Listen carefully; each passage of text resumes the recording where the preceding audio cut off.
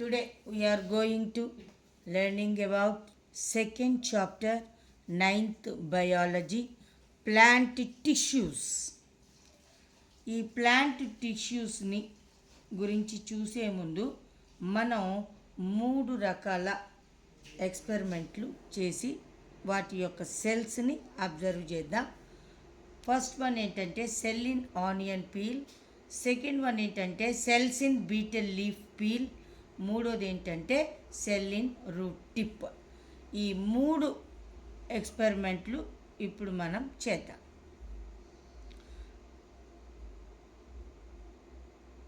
ఇప్పుడు cell in onion peel యొక్క cell ఎలా ఉంటుంది అన్నది మనం ఒక్కసారి అబ్జర్వ్ చేద్దాం.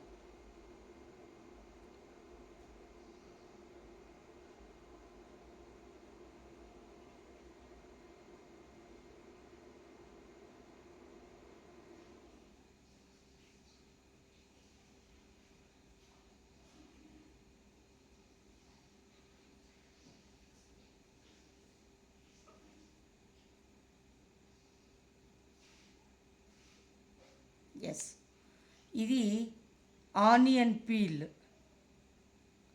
ఇది సెల్స్ ఇన్ ఆనియన్ పీల్లో ఉన్న సెల్స్ చూడండి.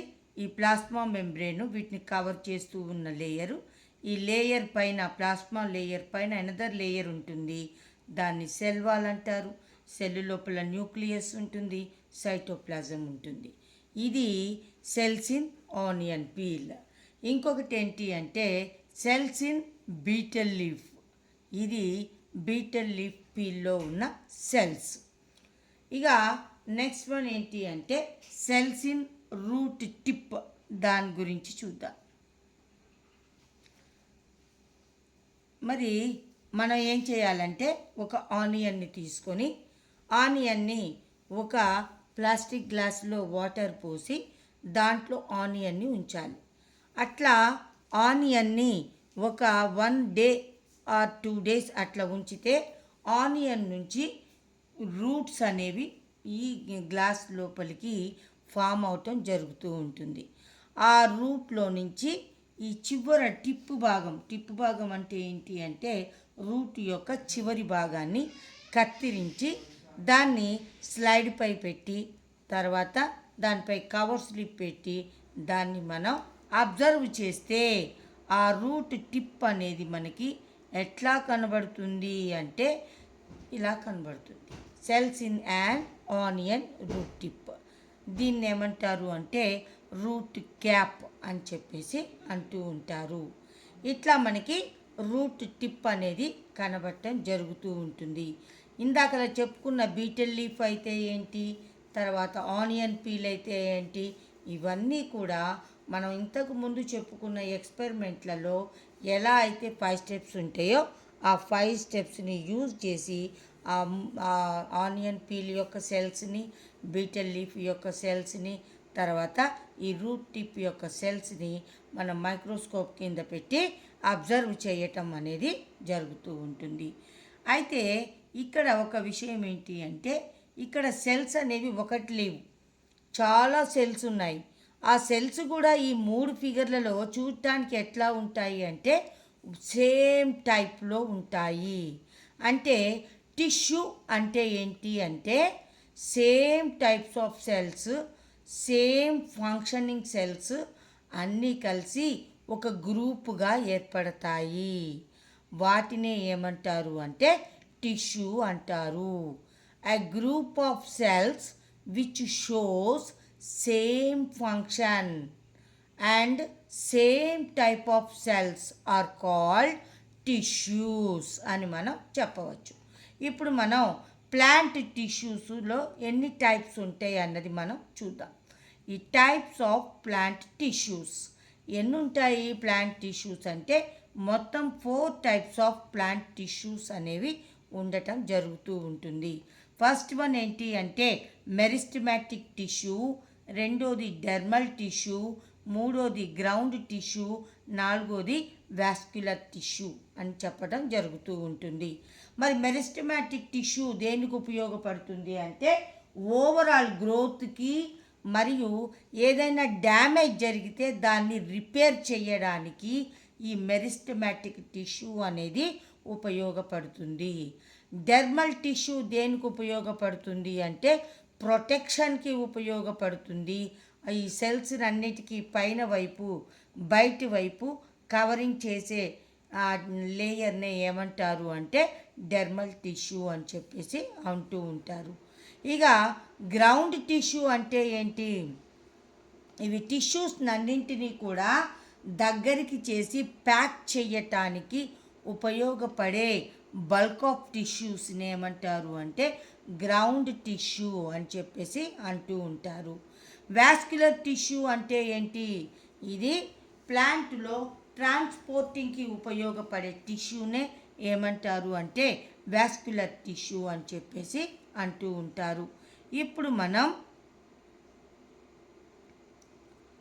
ఫస్ట్ వన్ ఏంటి అంటే మెరిస్టమాటిక్ టిష్యూ, దాని గురించి చూద్దాం.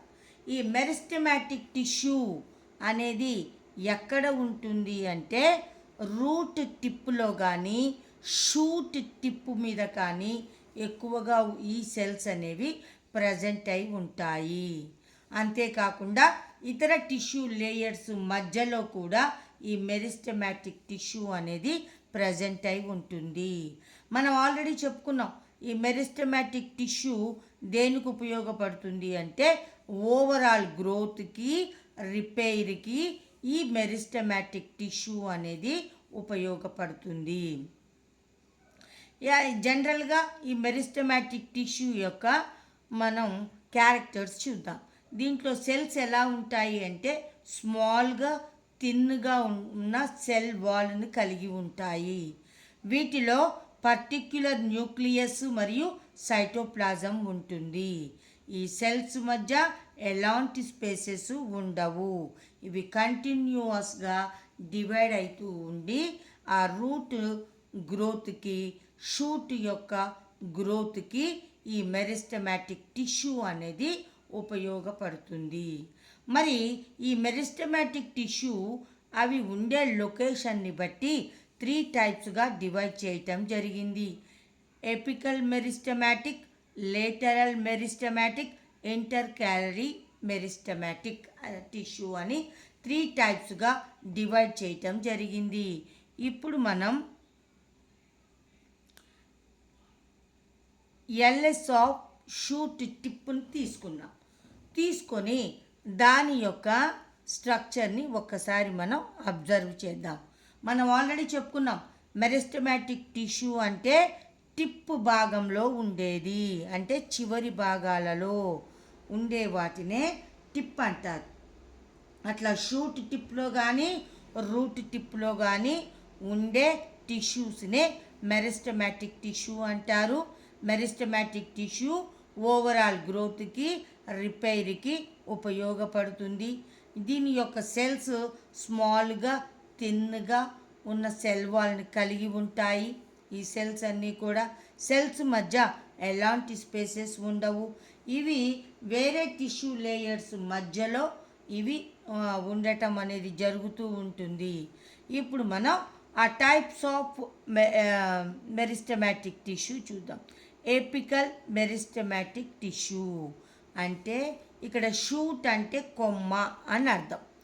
ఈ కొమ్మ లేదా కాండం యొక్క పై భాగాన అప్పర్ సైడులో ఉన్న మెరిస్టమాటిక్ టిష్యూని ఎపికల్ మెరిస్టమాటిక్ టిష్యూ అని చెప్పేసి అంటూ ఉంటారు.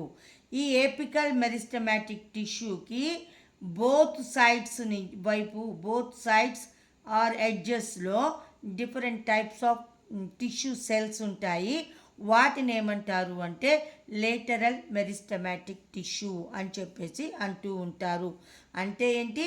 ఈ టిప్పులో అప్పర్ సైడ్ ఉన్న మెరిస్టమాటిక్ టిష్యూని ఏపికల్ మెరిస్టమాటిక్ టిష్యూ అంటారు. ఏపికల్ మెరిస్టమాటిక్ టిష్యూకి బోత్ సైడ్స్ అంటే లేటరల్గా ఉన్న టిష్యూని లేటరల్ మెరిస్టమాటిక్ టిష్యూ అని చెప్పేసి అంటూ ఉంటారు. ఇంకొకటి ఏంటి అంటే ఇంటర్ క్యాలరీ మెరిస్టమాటిక్ టిష్యూ. మరి ఇంటర్ క్యాలరీ మెరిస్టమాటిక్ టిష్యూ ఎక్కడ ఉంటుంది అంటే న్యూ బ్రాంచెస్ ఎరైజ్ అయ్యే చోట, న్యూ లీవ్స్ ఎరైజ్ అయ్యే చోట, ఫ్లవర్ యొక్క స్టాక్ దగ్గర ఈ ఇంటర్ క్యాలరీ మెరిస్టమాటిక్ టిష్యూ అనేది ప్రజెంట్ అయి ఉంటుంది. సో ఇప్పుడు మనం ఒక్కసారి ఈ టిష్యూలను చూద్దాం. ఎపికల్ టిష్యూ ఇది ఎక్కడ ఉంటుంది అంటే టిప్ భాగంలో, అప్పర్ భాగంలో ఉంటుంది. ఇది పొడవు పెరగటానికి లెంత్ని, ప్లాంట్ యొక్క రూట్ యొక్క లెంత్ని కానీ స్టెమ్ యొక్క లెంత్ని కానీ గ్రోత్లో ఇది ఉపయోగపడుతుంది. లేటరల్ అంటే చెప్పుకున్నాం మనం, ఆ టిప్పుకి లేటరల్ సైడ్స్లో ఉన్నదాన్ని లేటరల్ మెరిస్టమాటిక్ అంటారు. ఇక ఇంటర్ క్యాలరీ అంటే చెప్పుకున్నాం, న్యూ బ్రాంచెస్ ఉన్న దగ్గర, న్యూ లీవ్స్ ఎరైజ్ అయ్యే దగ్గర, తర్వాత ఫ్లవర్ యొక్క స్టాక్ దగ్గర ఉన్న టిష్యూని ఇంటర్ క్యాలరీ మెరిస్టమాటిక్ టిష్యూ అని చెప్పేసి అంటూ ఉంటారు. ఇప్పుడు మనం డైకాట్ స్టెమ్ యొక్క టీఎస్ని ఒక్కసారి చూద్దాం. ఈ డైకాట్ స్టెమ్ యొక్క టిష్యూని చూడండి. Meristematic tissue, vascular tissue, ground tissue, ఇంకొకటి డెర్మల్ టిష్యూ అని చెప్పేసి 4 టైప్స్ ఆఫ్ టిష్యూస్ అనేవి ఈ ప్లాంట్లో ప్రజెంట్ అయి ఉండటం అనేది జరిగింది. దీంట్లో మనం ఫస్ట్ వన్ ఏంటి అంటే మెరిస్టమాటిక్ టిష్యూ గురించి ఇప్పుడే చూడటం జరిగింది. ఇక next second type of tissue ఏంటి అంటే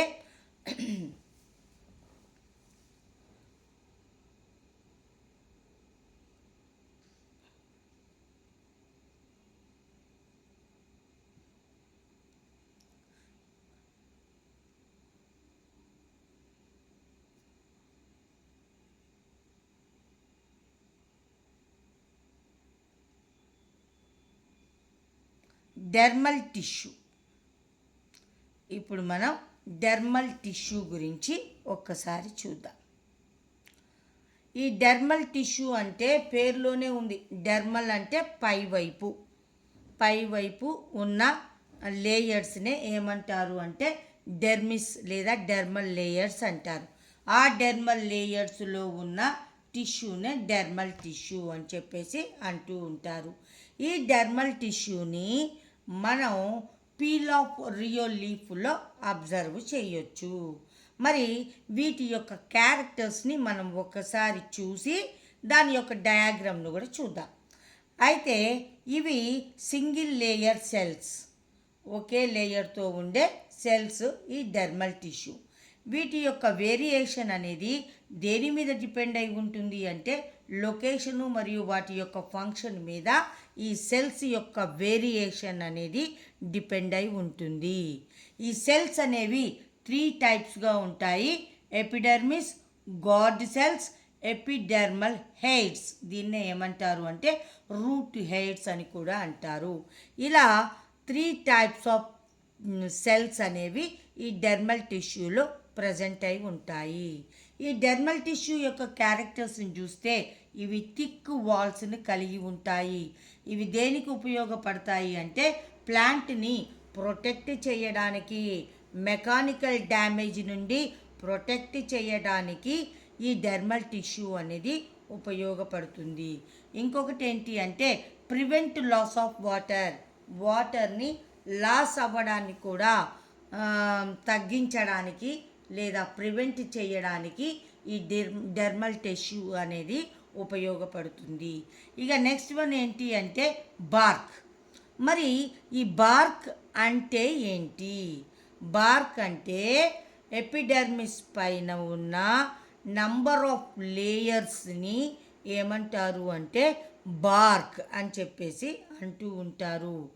ప్లాంట్లో లీఫ్ మీద కానివ్వండి లేదా స్టెమ్ మీద కానివ్వండి, పైన ఉన్న ఎపిడెర్మిస్ మీద నంబర్ ఆఫ్ లేయర్స్ అనేవి ప్రజెంట్ అయి ఉంటాయి. వాటినే ఏమంటారు అంటే బార్క్ అని చెప్పేసి అంటారు. తెలుగులో బెరడు అని చెప్పేసి అంటారు. ఇది బాగా పెద్ద పెద్ద చెట్ల దగ్గర, తర్వాత మనం బాగా పరిశీలిస్తే వేప చెట్టు దగ్గర ఈ బెరడు అనేది పొలుసులు పొలుసులుగా రాలిపోవటం జరుగుతుంది. దాన్నే ఏమంటారు అంటే బార్క్ అని చెప్పేసి అంటూ ఉంటారు. ఇప్పుడు మనం ఈ డెర్మల్ టిష్యూ గురించి ఒకసారి చూద్దాం. రియోలీఫ్లో ఉండే డెర్మల్ టిష్యూ ఇది.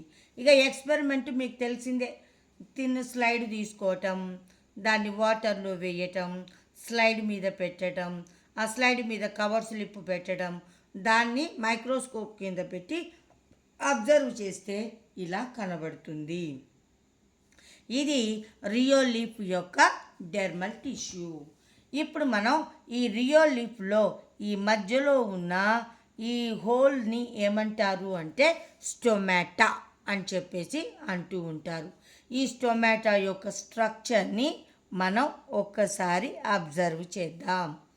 ఇది స్టొమాటా. ఈ స్టొమాటాను ఒక్కదాన్ని పక్కకు తీసి మైక్రోస్కోప్ కింద చూస్తే అది ఎలా కనబడుతుంది అన్నది చూద్దాం. ఇక దీంట్లో చూడండి, ఈ స్టొమాటోలో మధ్యలో ఎంటీ స్పేస్ అనేది ఉంటుంది. దాన్నే పోర్ అని కూడా అంటారు. ఇక దీన్ని కవర్ చేస్తూ కిడ్నీ షేప్లో 2 సెల్స్ ఉంటాయి. దానిని ఏమంటారు అంటే గార్డ్ సెల్స్ అని చెప్పేసి అంటూ ఉంటారు. ఈ గార్డ్ సెల్స్కి బయట వైపు కవర్ చేస్తూ ఉన్న వాల్ని ఏమంటారు అంటే థిన్ ఔటర్ వాల్ అని చెప్పేసి అంటూ ఉంటారు. ఈ థిన్ ఔటర్ వాల్కి పై వైపు ఉన్న సెల్స్ని ఏమంటారు అంటే ఎపిడెర్మల్ సెల్స్ అని చెప్పేసి అంటూ ఉంటారు. ఈ 2 గార్డ్ సెల్స్ చూడండి ఏ కలర్లో ఉన్నాయి అంటే గ్రీన్ కలర్లో ఉంటాయి. మరి ఈ గ్రీన్ కలర్లో ఉన్న ఈ గార్డ్ సెల్స్ని లో ఏముంటాయి అంటే క్లోరోప్లాస్ట్ అనేవి ఉంటాయి. ఈ క్లోరోప్లాస్ట్ అన్న పదం మనం ఎక్కడ విన్నాము అంటే ప్లాస్టిడ్స్లో 3 టైప్స్ ఆఫ్ సెల్స్ అనేవి ఉంటాయి అని తెలుసుకున్నాం మనం. దాన్ని ఏమంటారు క్రోమోప్లాస్ట్, ల్యూకోప్లాస్ట్, తర్వాత క్లోరోప్లాస్ట్ అని చెప్పేసి అంటాం.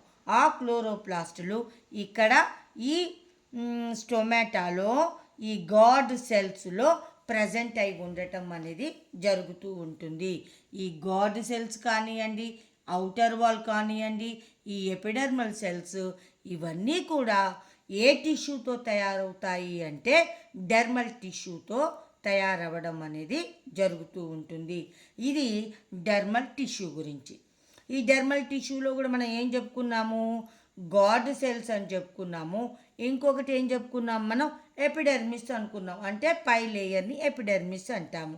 ఇంకొకటి ఏంటి అంటే రూట్ హెయిర్స్, డెర్మల్ హెయిర్స్, వాటిని ఏమంటారు అంటే రూట్ హెయిర్స్ అంటారు. రూట్స్ నుంచి చాలా స్మాల్గా థ్రెడ్ లాంటి స్ట్రక్చర్స్ అనేవి, మైక్రోస్కోపిక్ స్ట్రక్చర్స్ అనేవి ఫామ్ అవటం జరుగుతుంది. వాటినే రూట్ హెయిర్స్ అంటారు. ఆ రూట్ హెయిర్స్ డ్యామేజ్ అవ్వకుండా వాటిని కూడా కవర్ చేస్తూ ఈ డెర్మల్ టిష్యూ అనేది ఉంటుంది. ఇది డెర్మల్ టిష్యూ గురించి. ఇక నెక్స్ట్ తర్వాత ఉన్నది ఏంటి అంటే గ్రౌండ్ టిష్యూ. ఈ గ్రౌండ్ టిష్యూ ఎలా ఉంటుంది అంటే లార్జర్ ఇన్ సైజులో చాలా పెద్దదిగా ఉంటుంది. ప్రామినెంట్ న్యూక్లియస్ అంటే పర్టిక్యులర్ న్యూక్లియస్ అనేది ఇందులో ప్రజెంట్ అయి ఉంటుంది. ఇంకా ఈ గ్రౌండ్ టిష్యూ ఎలాంటి టిష్యూ అంటే బల్క్ టిష్యూ. అంటే ఇవన్నీ కలిసి గుంపులు గుంపులుగా ఉంటాయి, బల్క్గా ఉంటుంది కాబట్టి దీన్ని బల్క్ టిష్యూ అని కూడా అంటారు. మరి గ్రౌండ్ టిష్యూ దేనికి ఉపయోగపడుతుంది అంటే ఫిజికల్ సపోర్ట్ ఇవ్వడానికి ఉపయోగపడుతుంది. మరి గ్రౌండ్ టిష్యూ ఎన్ని టైప్స్గా ఉంటుంది అంటే 3 టైప్స్గా ఉంటుంది. ప్యారెన్కైమా, కోలెన్కైమా, స్క్లీరెన్కైమా అని 3 టైప్స్గా డివైడ్ చేయటం జరుగుతూ ఉంటుంది. ఇప్పుడు మనం ప్యారెన్కైమా, ఈ ప్యారెన్కైమాలో మళ్ళీ 3 టైప్స్ అనేవి మనకు కనబడుతూ ఉంటాయి.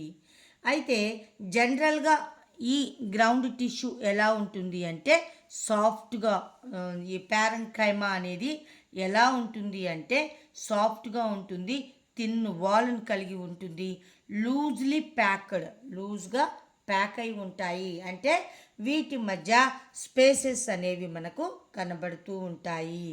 అయితే ఈ ప్యారెంకైమాలో క్లోరోప్లాస్టులు ఉంటే దానిని క్లోరెన్కైమా అని చెప్పేసి అంటూ ఉంటారు. ఈ ప్యారెంకైమాలో ఎయిర్ స్పేసెస్ ఎక్కువగా ఉంటే దానిని ఎయిరెన్కైమా అని చెప్పేసి అంటూ ఉంటారు. ఈ ప్యారెంకైమా ఫుడ్ని స్టోరేజ్ చేసిన, వాటర్ని స్టోరేజ్ చేసిన లేదా వేస్ట్ ప్రొడక్ట్స్ని స్టోర్ చేసి ఉంచిన అలాంటి ప్యారెంకైమాని ఏమంటారు అంటే స్టోరేజ్ ప్యారెంకైమా అని చెప్పేసి అంటూ ఉంటారు. ఇట్లా ప్యారెంకైమా అనేది 3 టైప్స్గా డివైడ్ చేయటం జరిగింది. సాఫ్ట్గా ఉంటుంది, థిన్ వాల్ ఉంటుంది, లూజ్గా ప్యాక్ అయి ఉంటుంది. దాంట్లో క్లోరోప్లాస్టులు ఉంటేనేమో క్లోరెన్కైమా అంటారు, ఎయిర్ స్పేసెస్ ఉంటేనేమో ఎయిరెన్కైమా అంటారు. ఫుడ్ని, వాటర్ని, వేస్ట్ ప్రొడక్ట్స్ని అన్నింటినీ కూడా స్టోరేజ్ చేసి ఉంటే దాన్ని స్టోరేజ్ ప్యారెంకైమా అని చెప్పేసి అంటూ ఉంటారు. ఇప్పుడు మనం ఆ 3 ప్యారెంకైమాల యొక్క స్ట్రక్చర్ని చూద్దాం.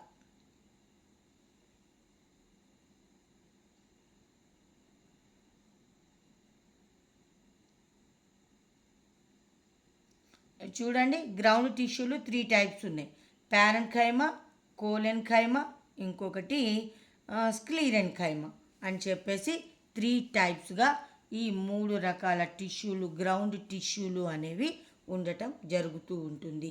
వీటిల్లో మనం ప్యారెంకైమాలో టైప్స్ అనేవి మనం ఒకసారి చూద్దాం. ఎస్, ఇది క్లోరెన్కైమా. చూడండి, గ్రీన్ కలర్లో ఉంది. అంటే ఇందులో ఏమున్నాయి? క్లోరోప్లాస్టులు ఉన్నాయి. కాబట్టి దీన్ని క్లోరెన్కైమా అంటున్నాం. ఎయిరెన్కైమాలో చూడండి, మొత్తం కూడా బుడగలు బుడగలుగా ఎయిర్ స్పేసెస్ అనేవి కనబడుతున్నాయి. కాబట్టి దీన్ని ఎయిరెన్కైమా అన్నాం. ఇక స్టోరేజ్ ప్యారెంకైమా అంటే చూడండి, మొత్తం బ్లాక్ కలర్లో ఏవో అందులో కుక్కినట్టుగా కనబడుతుంది. అంటే ఏంటి? అది ఫుడ్ని కానీ, వాటర్ని కానీ, వేస్టేజ్ని కానీ స్టోర్ చేస్తుంటుంది. కాబట్టి దీన్ని ఏమంటున్నాం మనం ఇక్కడ? స్టోరేజ్ ప్యారెంకైమా అని చెప్పేసి చెప్పడం జరుగుతూ ఉంటుంది.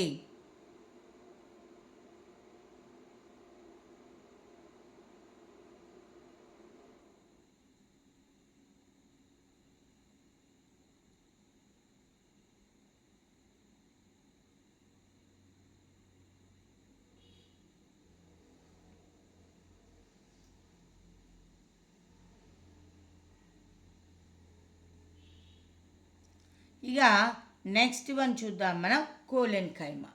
కోలెన్కైమా ఎట్లా ఉంటుంది అంటే లార్జ్గా ఉంటుంది, థిక్ వాల్స్ ఉంటాయి. ఇందాక దానికేమో థిన్ వాల్స్ ఉంటాయి, ఇక్కడ మాత్రం థిక్ వాల్స్ ఉంటాయి. థిన్ అంటే ఏంటి అంటే పల్చటి అని అర్థం, థిక్ అంటే ఏంటి అంటే మందంగా ఉంటాయి అని అర్థం. లార్జ్ థిక్ వాల్స్ అనేవి కోలెన్కైమాలో కనిపిస్తాయి. ఇది దేనికి ఉపయోగపడుతుంది అంటే స్ట్రక్చరల్ సపోర్టుని ఇవ్వడానికి ఉపయోగపడుతుంది.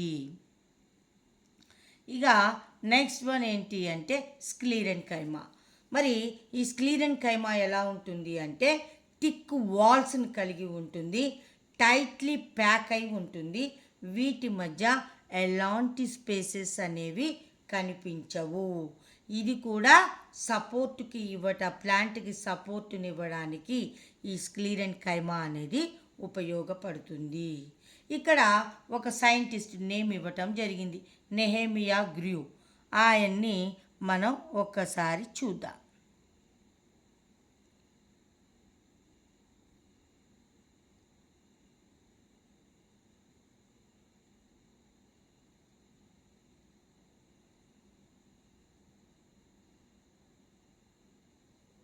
ఎస్, ఈయన నెహెమియా గ్రూ. ఈయన ప్లాంట్ టిష్యూస్ మీద స్టడీ చేయటం జరిగింది. స్టడీ ఆఫ్ టిష్యూస్ని ఏమంటారు అంటే హిస్టాలజీ అని చెప్పేసి అంటూ ఉంటారు.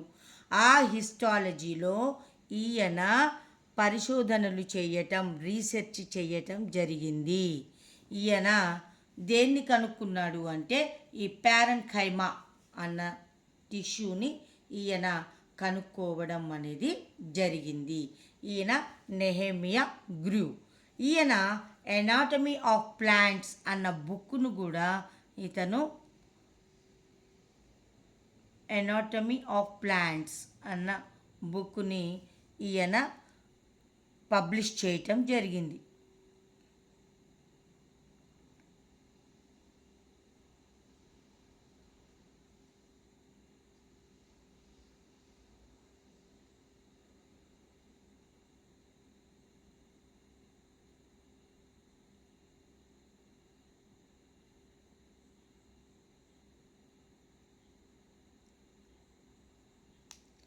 ఇవ్వండి ఈ 3 టిష్యూలు, ప్యారెన్కైమా, కోలెన్కైమా, తర్వాత స్క్లీరెన్కైమా. ఇవి 3 టైప్స్ ఆఫ్ టిష్యూస్ అన్నమాట. ఈ టిష్యూస్ మీద ఆయన పరిశోధనలు చేయటం జరిగింది. తర్వాత ఈ ప్యారెన్కైమా అన్నదాన్ని ఆయన కనుక్కోవటం అనే టిష్యూని కనుక్కోవటం జరిగింది. ఆ ప్యారెన్కైమా టిష్యూతో పాటు ఈయన ఎనాటమీ ఆఫ్ ప్లాంట్స్ అన్నదాన్ని ఆయన బుక్ని పబ్లిష్ చేయటం కూడా జరిగింది. ఇక నెక్స్ట్ తర్వాత ఉన్న టిష్యూ ఏంటి అన్నది మనం చూద్దాం. ఇక మనం దీంట్లో మెరిస్టమాటిక్ టిష్యూ గురించి చూసాము, డెర్మల్ టిష్యూ గురించి చూసాము, తర్వాత గ్రౌండ్ టిష్యూను కూడా మనం చూడటం జరిగింది. ఇక నెక్స్ట్ అండ్ లాస్ట్ టిష్యూ ఏంటి అంటే వాస్క్యులర్ టిష్యూ. ఈ వాస్క్యులర్ టిష్యూని మనం ఒక్కసారి చూద్దాం. నెహెమియా గ్రియూ అని చెప్పుకున్నాం కదా, ఈ సైంటిస్టు ఎనాటమీ ఆఫ్ ప్లాంట్స్ అన్న బుక్ని పబ్లిష్ చేయటం జరిగింది. స్టడీ ఆఫ్ ప్లాంట్ టిష్యూస్ మీద ఆయన స్టడీ చేయటం జరిగింది. ఆ ప్లాంట్ టిష్యూ గురించి స్టడీ చేసేదాన్ని ఏమంటారు అంటే హిస్టాలజీ అని చెప్పేసి అంటూ ఉంటారు. ఈయన ప్యారెన్కైమా అన్నదాన్ని ఈయన డిస్కవర్ చేయటం జరిగింది. ఇక నెక్స్ట్ వన్ ఏంటి అంటే వాస్క్యులర్ టిష్యూ. దీనినే ఏమంటారు అంటే ట్రాన్స్పోర్ట్ టిష్యూ అని కూడా అంటారు. టీఎస్ ఆఫ్ ద స్టెమ్ అది చూస్తే మనకి దాంట్లో మనకి ఈ జైలం ఫ్లోయం అనేవి మనకు కనబడతాయి. ఈ జైలం అనేది దేనికి ఉపయోగపడుతుంది అంటే వాటర్ ట్రాన్స్పోర్ట్కి ఉపయోగపడుతుంది. మరి ఫ్లోయం అనేది దేనికి ఉపయోగపడుతుంది అంటే ఫుడ్ ట్రాన్స్పోర్ట్కి ఉపయోగపడుతుంది. ఇప్పుడు మనం ఒక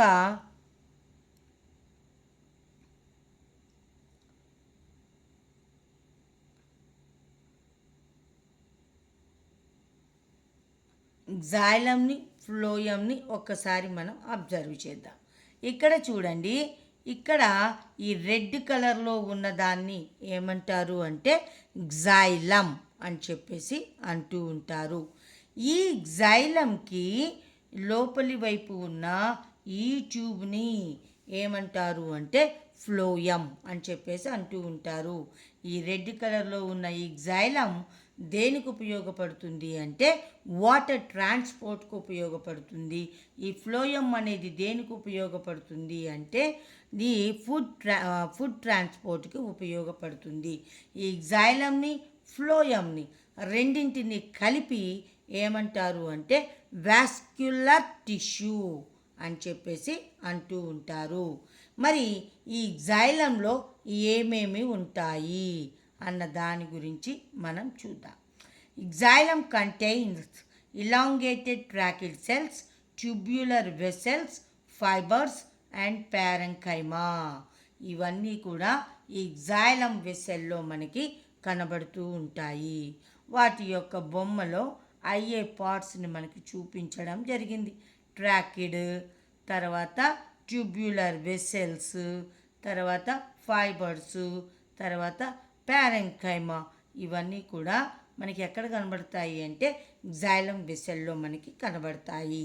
ఇక ఫ్లోయం వెసెల్, మరి ఈ ఫ్లోయం వెసెల్లో ఏం కనబడతాయి అంటే phloem contains long sieved cells and sieved tubes, companion cells, fibres and parenchyma అనేవి మనకి ఎక్కడ కనబడతాయి అంటే ఈ ఫ్లోయంలో మనకి కనబడటం జరుగుతూ ఉంటుంది.